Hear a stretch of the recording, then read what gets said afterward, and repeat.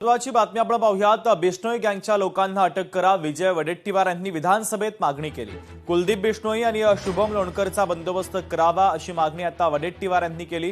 पोलिसांनी अनमोल बिश्नोईला अटक केली आहे। मुख्यमंत्री देवेंद्र फडणवीसांनी प्रत्युत्तर दिलं तर व्हीपीएनद्वारे बिश्नोई गँग फोन करून धमकी देतात। धमकी दिलेले गुंड पोलिसांच्या अटकेत आहे, सर्वांचा बंदोबस्त केला जाईल, मुख्यमंत्री फडणवीसांनी आश्वासन दिलं। घटना घडत आहेत ना, आणि किती वेळा पुन्हा पुन्हा जीव गेल्यानंतर तुम्ही त्याची चौकशी करणार आहे ना। तो असेल अमेरिकेत, असेल कॅनडामध्ये, असेल तो लोणकर, पण महाराष्ट्रात या सगळ्या घटना घडत आहे आणि त्याची जबाबदारी तो स्वतःवर घेतो आहे। तर कधी उचलणार, किती दिवसात उचलणार, की अशा घटनाच घडू द्यायचा आहे? तुम्ही आम्हाला स्पेसिफिक सांगा। एक महिना 2 महिन्यामध्ये याच्यावर कुठेतरी कारवाई झाली पाहिजे ना, नाहीतर पुन्हा लोकांचे बळी जातील, लोकांचे खून होतील, मग आपण चौकशी करणार, मग त्याला उचलणार। एकदाही चौकशी त्या झाली नाही। तो कोजालामध्ये असेल, कुठे असेल तो बिश्नोई, त्याची चौकशी आपण करा ना जरा। आमची मागणी हीच आहे की हा घटना पुन्हा घडू नयेत, पुन्हा निष्पाप लोकांचा जीव जाऊ नये। पोलिसांना वारंवार त्या लोकांना संरक्षण द्यावं लागतं, पोलिसांचे पण पैसे खर्च होतात ना संरक्षण देऊन।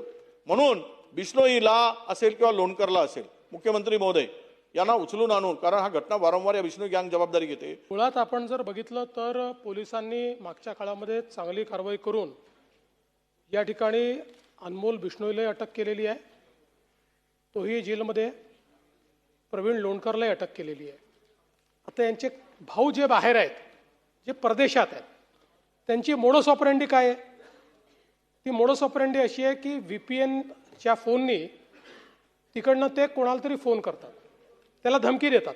असे 2 जण आहेत जे पूर्वी एक गँग होती, त्याच्यात 2 गँग झाल्या।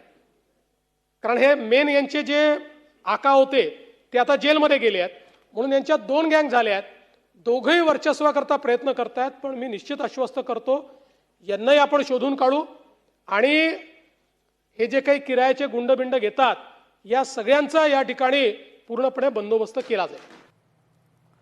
पुढची महत्त्वाची बातमी आपण पाहूयात। विरोधकांनी विधान भवनाच्या पायऱ्यांवर आंदोलन केलं। राम मंदिराच्या मुद्द्यावरून सरकारच्या विरोधामध्ये आंदोलन करण्यात आलं। अयोध्येतील राम मंदिराचा बॅनर दाखवत विरोधकांनी घोषणाबाजी करत हे आंदोलन केलेलं आहे।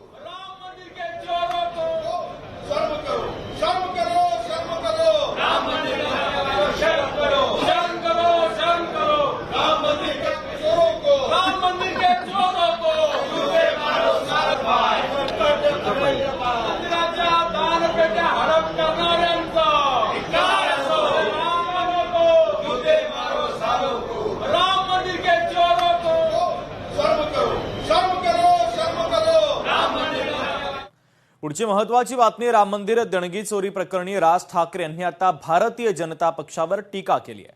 पंतप्रधान मोदी अद्याप मौन का? रामाचे नाव घेऊन सत्तेमध्ये आलेल्यांना काही वाटत कसं नाही?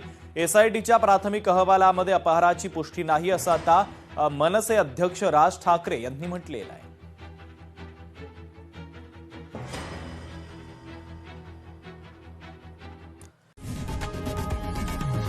लोकशाही मराठी ऐका, पहा, जागरूक रहा।